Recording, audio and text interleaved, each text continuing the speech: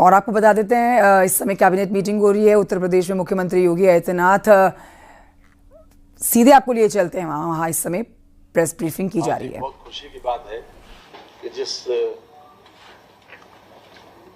बात का बहुत दिनों से हम लोग इंतजार कर रहे थे कि निगम के माध्यम से आउटसोर्सिंग सर्विसेज को प्रोवाइड करना विभिन्न विभागों में, जहां पर जैसी आवश्यकता हो उसको भी मंत्रिपरिषद ने अनुमोदन कर दिया। मैं सबसे पहले आदरणीय श्री के शर्मा जी से अनुरोध करूंगा कि उनका विषय केवल एक है, वो अपनी बात कह लें, तो उसके बाद हम आपसे बात करेंगे अन्य विषयों पर। Thank you very much. धन्यवाद सर। मीडिया के सभी मित्रों, ये नगरीय परिवहन से जुड़ा हुआ विषय है और नगरों में आने जाने वाले लोग, जो आसपास के इलाकों से जो लोग आते जाते हैं, उनके परिवहन की सुविधा को बेहतर बनाने के लिए हम लोगों ने एक प्रस्ताव मंत्रिपरिषद के समक्ष रखा था कि नेट कास्ट बेसिस पे, मतलब कि प्राइवेट ऑपरेटर को हम लोग लाइसेंस दें और वो लोग अपने घाटा मुनाफा के बदौलत, सरकार उनको कोई पैसा नहीं देगी, कोई सपोर्ट नहीं देगी, सिर्फ उनको एक वैधानिक सपोर्ट देते हुए ई चार्जिंग वगैरह की जो व्यवस्थाएं हैं उसको थोड़ा सा उनको सुविधा देते हुए सारा का सारा खर्च प्राइवेट ऑपरेटर उठावे, इस शर्त पे net cost contract basis model बोलते हैं उसको, उस पे प्रयोग के रूप में कानपुर और लखनऊ के 10-10 रूट, मतलब कुल मिलाकर के 20 रूट पे इस तरह की सुविधा करने का हम लोगों का मंशा है और उससे माननीय मंत्रिपरिषद ने मंजूरी दिया है। आपको मैं भी बता दूं कि वर्तमान में 15 नगर निगमों में 743 ई बसों का संचालन हो रहा है और ये जो बसें बनेगी, कुल कानपुर में 10 रूट और लखनऊ में 10 रूट, इस प्रकार 20 रूट पे ये बसें चलेगी। ई बसें होंगी सारी की सारी। इसमें एक बस पर लगभग जो है, एक बस की कीमत लगभग 10 करोड़ के आसपास आएगी और थोड़ा उनकी जो चार्जिंग वगैरह की व्यवस्था है उस पर किया जाएगा। ये 12 वर्ष के लिए हम लोग ये कॉन्ट्रैक्ट उन प्राइवेट ऑपरेटर्स के साथ करेंगे। उनका जो भाड़ा है वो तय करने का अधिकार सरकार अपने पास सुरक्षित रखती है और बाकी उनको लाइसेंस दिया जाएगा जिसके चलते वो कर लेंगे।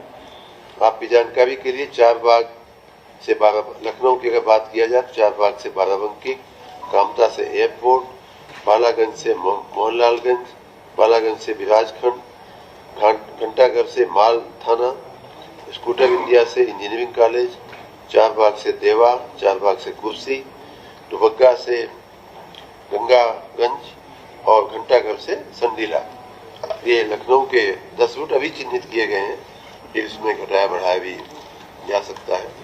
उसी प्रकार कानपुर के भी 10 रूट, राम देवी से जहानाबाद, फजलगंज से रूरा, घंटाघर से अकबरपुर, कानपुर रेलवे स्टेशन से बिंदकी, कानपुर रेलवे स्टेशन से बिठूर, कानपुर रेलवे स्टेशन से घाटमपुर, कानपुर रेलवे स्टेशन से IIT, घंटाघर से मूसानगर, कानपुर सिटी से सर्कुलर रूट।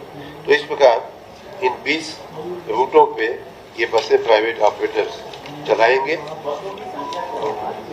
बसों की संख्या हर रूट पे 10-10 बस के हिसाब से एक हाँ जी, अभी एक से है, लेकिन उनको बढ़ाया भी जा सकता है।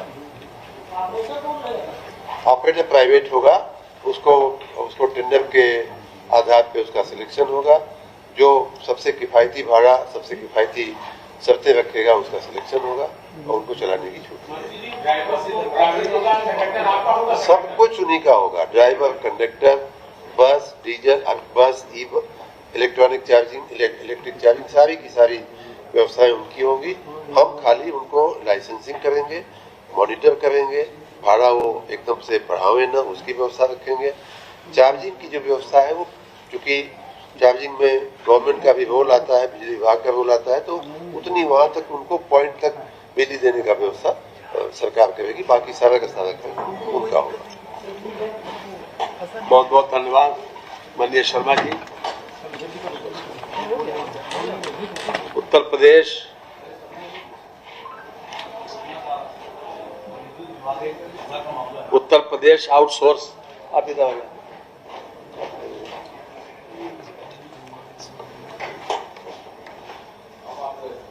उत्तर प्रदेश आउटसोर्स सेवा निगम की का कंपनीज एक्ट 2013 के सेक्शन 8 के अंतर्गत एक public limited company non profitable का जो गठन किया गया है, उसी के तहत उत्तर प्रदेश सरकार के विभिन्न विभागों तथा संस्थाओं में आउटसोर्सिंग के माध्यम से कार्मिकों की सेवाएं जो दी जा रही हैं, उसको बेहतर बनाने के लिए आज मंत्री परिषद के समक्ष एक प्रस्ताव आया है।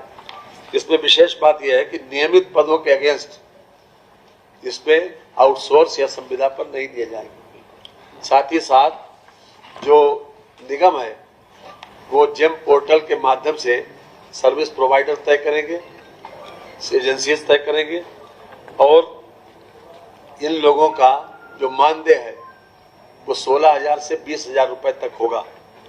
साथ ही साथ यदि किसी प्रकार की अनियमितता पाई जाती है 3 वर्ष के लिए इनको सेवा का अवसर मिलेगा और किसी प्रकार की अनियमितता पाई अगर जाती है तो विभाग की संस्तुति पर जो एजेंसी है निगम के भी संज्ञान में लाकर उसकी सेवाओं को समाप्त किया जा सकता है। नियुक्ति की अवधि 3 वर्ष होगी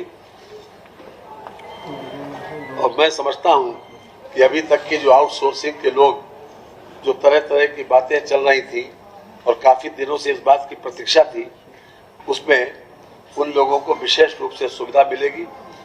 इन लोगों को 1 तारीख से लेकर 5 तारीख तक इनका वेतन मिल जाएगा और जितने भी चाहे जो प्रोविडेंट फंड का जो प्रोविजन है, ESI का है, वो सब कुछ इनके खाते में ही जाएगा जो उस कार्मिक होगा, अर्थात जो किसी न किसी रूप में सेवारत होगा उसी के से उसमें जाएगा। अभी तक क्या होता था कि यह सर्विस प्रोवाइडर के खाते में जाता था और तमाम तरीके की शिकायतें इस बात की मिलती थी कि सर्विस प्रोवाइडर ने ये नहीं किया, वो नहीं किया। तो उनको तमाम शिकायतों को किसी भी तरीके से न आए और हर तरह से एक पारदर्शी प्रक्रिया के तहत इन लोगों को सेवा का अवसर मिले। और चूंकि अभी तक सरकार तो देती थी पैसा, लेकिन इन लोगों को ये भी शिकायत मिलती थी कि इन लोगों को पूरा पैसा जितना सरकार देती है उतना नहीं मिल पाता।